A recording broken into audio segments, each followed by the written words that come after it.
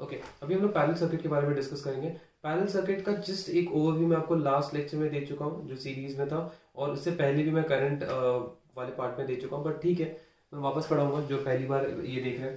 Parallel का मतलब होता है opposite to something.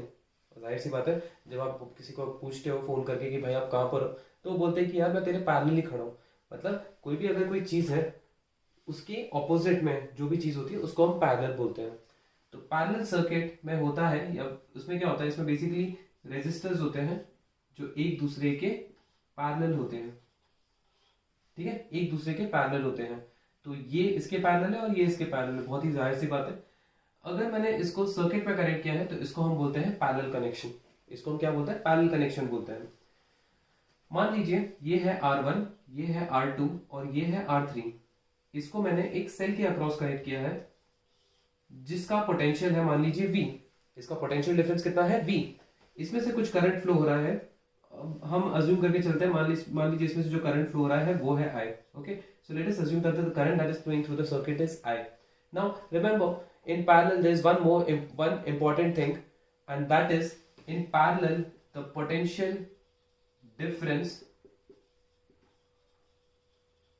across every resistor is same। इसका मतलब क्या होता है, ध्यान से सुनिए।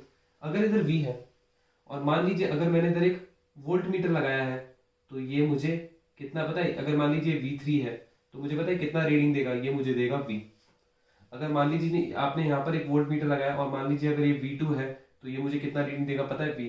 और अगर मान लीजिए मैंने यहाँ पर एक वोल्ट मीटर लगाया जो मुझे V1 रीडिंग देता है तो मुझे कितना देगा? V। मान लीजिए अगर 10 वोल्ट है तो जब आप इधर वोल्ट मीटर लगाओगे तो ये मुझे 10 वोल्ट बताएगा, जब आप इधर एक वोल्ट मीटर लगाओगे ये भी 10 वोल्ट बताएगा, और जब आप इधर वोल्ट मीटर लगाओगे तो ये भी मुझे कितना बताएगा? 10 वोल्ट बताएगा। ठीक है, तो पैरेलल में क्या होता है? पैरेलल में जो पोटेंशियल डिफरेंस होता है वो सेम होता है और वो डिपेंड करता है कि जो बैटरी का पोटेंशियल डिफरेंस है वो कितना है। ठीक है, अगर बैटरी का पोटेंशियल डिफरेंस एक मान लीजिए अगर 20 वोल्ट है तो इधर भी 20 वोल्ट 20 वोल्ट 20 वोल्ट। ठीक है, बड़ा सिंपल है। ओके, बट यहाँ पर कहानी की शुरुआत होती है एक ऐसी चीज के साथ जो इस पूरी चीज का रूप बदल देता है, और वो है करंट। करंट क्या होता है? करंट इस पॉइंट पर आकर ना करंट डिवाइड हो जाता है। कुछ करंट इधर जाता है, कुछ करंट इधर जाता है और कुछ करंट इधर जाता है। अब मान लीजिए जो ऊपर करंट जा रहा है वो है I1, और मान लीजिए जो इधर करंट जा रहा है वो है I2, और जो नीचे करंट जा रहा है वो है I3। तो क्योंकि ये तीनों करंट इस करंट I से पैदा हुए हैं, तो जाहिर सी बात है जब ये I1 इधर जाएगा, I2 इधर जाएगा, I3 इधर जाएगा, ये तीनों करंट कंबाइन होकर आपको वापस I ही मिलेगा। तो मैं यहाँ पर एक चीज बोल सकता हूं, I is equal to I1 plus I2 plus I3।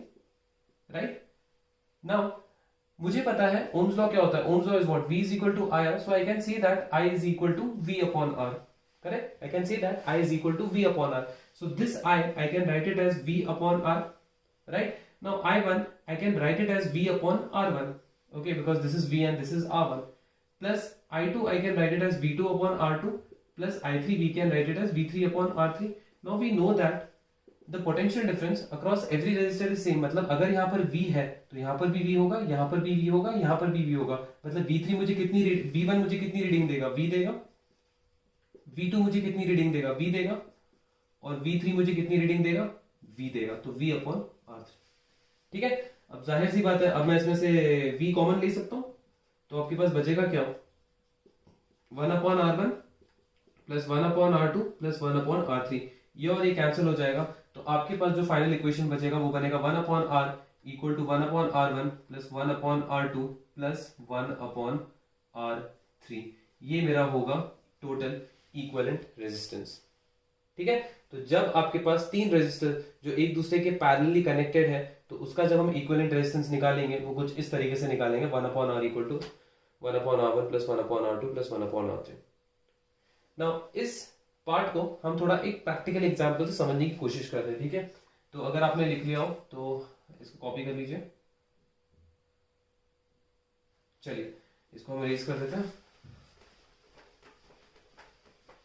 Now मान लीजिए आपके पास तीन रेजिस्टर है, एक है 4 ओम्स, एक है 6 ओम्स और एक है 10 ओम्स, या मान लीजिए 12 ओम्स है मान लीजिए।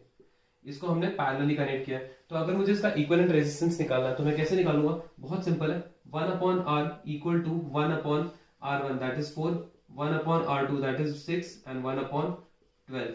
Now 4, 6, 12 इसका एलसीएम निकालना है। काफी सारे ऐसे बच्चे हैं जिनको अभी भी 10th में आकर एलसीएम निकालने में डाउट है, बट दैट्स फाइन, उसमें कोई प्रॉब्लम नहीं है। आपकी जो भी चीज़ है वो बहुत अर्ली स्टेज पे अगर क्लैरिफाई हो जाए तो बहुत अच्छी बात है, ठीक है, बट डोंट वरी, मैं बता दूंगा। 4, 6, 12, ठीक है, इसको आपको एलसीएम निकालना है, ठीक है। तो इसके दो तरीके हैं, एक तो आप नॉर्मल मेथड कर सकते हो, जिसमें अगर आप नोटिस करोगे आपको दिखेगा 2 2 4, 2 3 6, 2 6 12 है, 2 1 2, 6 2 3 और ये 3 1 तो 3 2 6, 6 2 12, तो इसका एलसीएम कितना आएगा? 12 आएगा। ये एक तरीका है। और दूसरा तरीका ये है 4, 6, 12, इनके टेबल में आपको एक ऐसा नंबर देखना है जो 4, जिसको अगर आप 4 से डिवाइड करोगे तो भी आपको एक नंबर मिलेगा, 6 से डिवाइड करोगे तो भी एक नंबर मिलेगा, और 12 से डिवाइड करोगे तो भी एक नंबर मिलेगा, और वो एक ही नंबर है, वो है 12। 12 4 के टेबल में भी आता है, 12 6 के टेबल में भी आता है, और 12 12 के टेबल में आता है। आप चाहे तो 24 भी ले सकते थे, ठीक है, आप 24 भी ले सकते थे, बट क्योंकि हम लोएस्ट कॉमन मल्टीपल बोलते हैं तो जाहिर सी बात है जो सबसे लोएस्ट चीज है वो है 12, ठीक है। आप चाहे तो 24 भी ले सकते थे, कोई फर्क नहीं पड़ता था, क्योंकि 24 इसके टेबल में भी आता है, इसके टेबल में भी आता है, इसके टेबल में भी आता है। उसी तरीके से आप 36 भी ले सकते थे, जो इसके टेबल में भी आता है, इसके टेबल में भी आता है, इसके टेबल में भी आता है, वो कोई फर्क नहीं पड़ता है, ठीक है, आप ले सकते हो, बट क्योंकि हम एलसीएम लोएस्ट बोलते हैं इसलिए हमने 12 लिया, ठीक है। अच्छा, अब अगर इसको 12 से मल्टीप्लाई करूंगा तो कितना हो जाएगा? 3। इसको अगर मैं 12 से मल्टीप्लाई करूंगा तो कितना हो जाएगा? 2। और इसको अगर मैं 12 से मल्टीप्लाई करूंगा तो कितना हो जाएगा? 1। तो 1 upon r is equal to 3 + 2 5 + 1 6 upon 12। तो ये कितना हो जाएगा? 1 अपॉन r इक्वल टू 1/2 या फिर r इक्वल टू 2 ओम। इसका मतलब है ये 3 रजिस्टर यूज करने की जगह, मतलब इन 3 रजिस्टर को पैरेलल कनेक्ट करने की जगह अगर मैं डायरेक्टली एक रेजिस्टर यूज करता हूं जो 2 ओम्स का है तो मेरा काम बन जाएगा। इसका मतलब ये होता है। ओके, चलिए, तो अगर आपको ये समझ में आ गया होगा तो हम आगे बढ़ते हैं, ठीक है। चलिए, नाउ मान लीजिए आपके पास, इसको हम थोड़ा और डिटेल में समझने की कोशिश करते हैं, और मैं थोड़ा सा आपको कुछ करंट के थ्रू समझाने की कोशिश करूंगा कि जब पैरेलल रेजिस्टर जब पैरेलल में कनेक्ट होते हैं तो करंट डिस्ट्रीब्यूशन कैसा होता है, सर्किट में करंट कितना फ्लो होता है, रेजिस्टर के थ्रू करंट कितना फ्लो होता है, ठीक है। तो चलिए एक क्वेश्चन लेते हैं। मान लीजिए आपके पास सेम हम लेते हैं, आई थिंक हमने 4, 6 और 12 लिया था ना, तो ये 4 हो जाएगा, और ये हो जाएगा 6, थोड़ा इसको बड़ा बना देते हैं,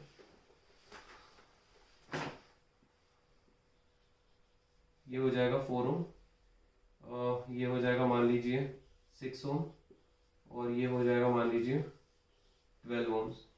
हमने इसको पैरेलली कनेक्ट किया, इसको हमने पैरेलली कनेक्ट किया है अक्रॉस अ बैटरी, ठीक है।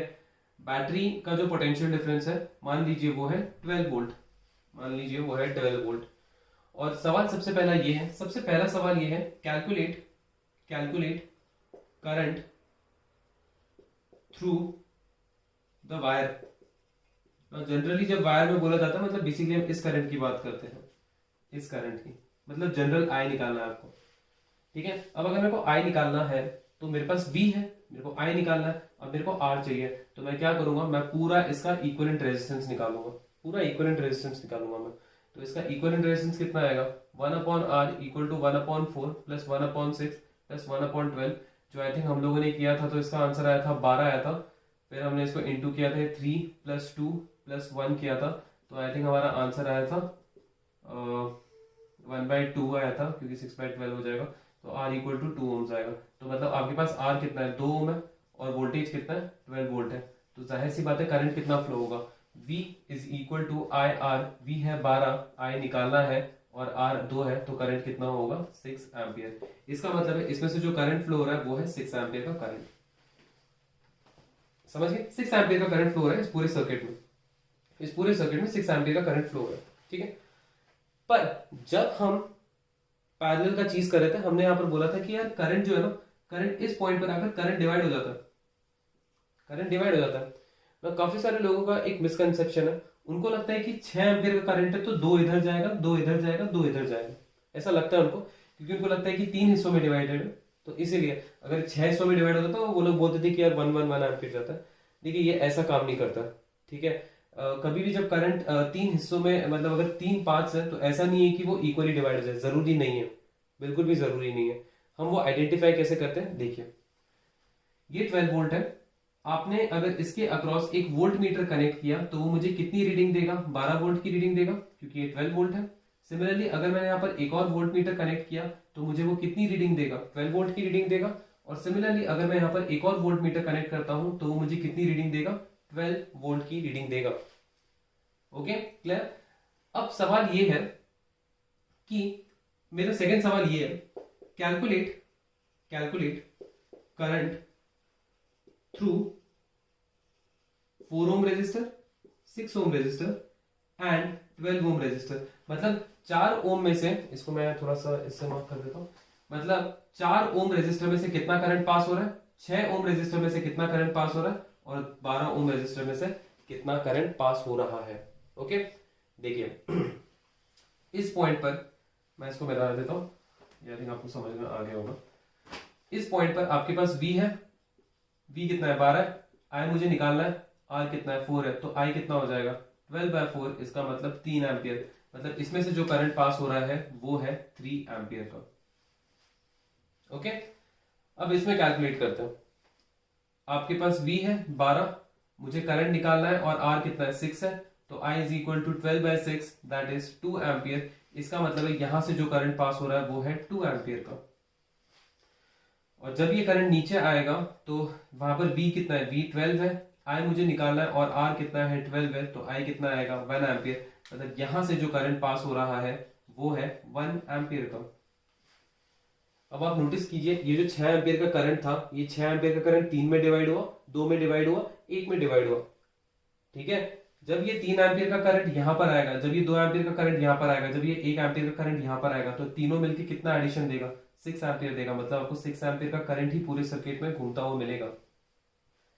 ओके पूरे 6 एम्पियर का करंट ही आपको पूरे सर्किट में घूमता हुआ मिलेगा। अंडरस्टूड। तो ऐसे हम लोग कैलकुलेट करते हैं करंट थ्रू एवरी रेजिस्टर। तो प्लीज ये जो मिसकंसेप्शन है ना कि 6 एम्पियर का करंट इक्वली डिवाइड हो जाएगा, उसको अपने दिमाग से निकाल दो। ओके ठीक है चलिए, तो अगर आपको ये वाला पार्ट समझ में आ गया, हम एक क्वेश्चन करते हैं।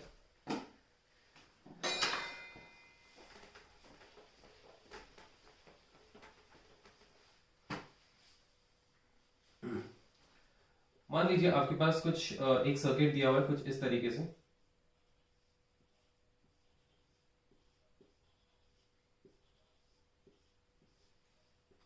ये 2 है, 2 2 2 2। अब हमको बताना है कि इसका इक्विवेलेंट रेजिस्टेंस कितना है। काफी सारे लोग बोलेंगे कि यार ये दोनों तो पैरेलल में, तो समझ में आ रहा है, बट यार ये बीच में आ गया ना तो शायद थोड़ा सा मुझे प्रॉब्लम हो सकता है। ओके ठीक है चलिए, अगर मैं इस पूरे पार्ट को मिटा दूं, अगर मैं पूरे पार्ट, आप भूल जाइए कि ये दोनों चीज है। तो अगर आप ये दोनों चीजें भूल जाओगे तो इसका आसान है निकालना, है ना। आप क्या करोगे, 1/r equal to 1/2 plus 1/2, basically वो क्या होगा 1/r इक्वल टू 1 या फिर r equal to 1 ohm. Correct है ना।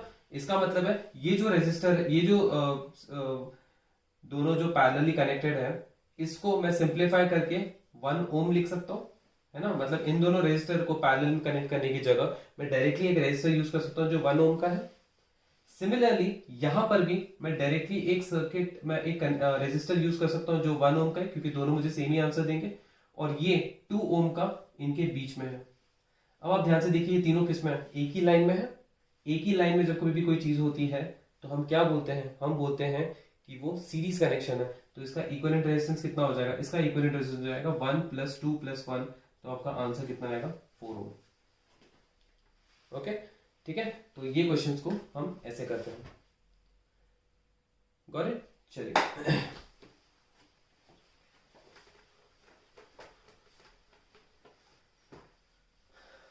एक लास्ट क्वेश्चन करेंगे हम लोग।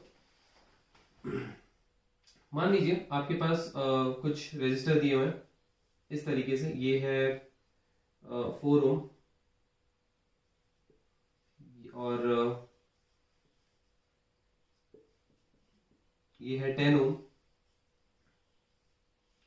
और ये है 6 ओम। 6 ओम, 10 ओम, 4 ओम। ओके आपको